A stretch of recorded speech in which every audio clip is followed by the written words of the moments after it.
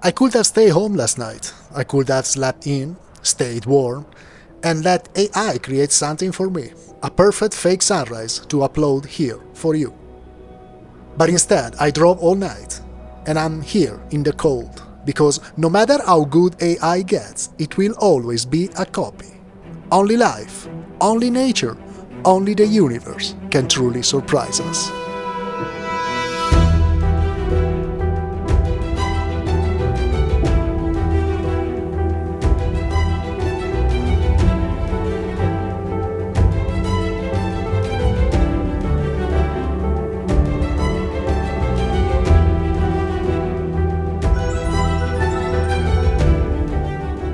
So, what would you have done? Created a fake sunrise or chased the real one?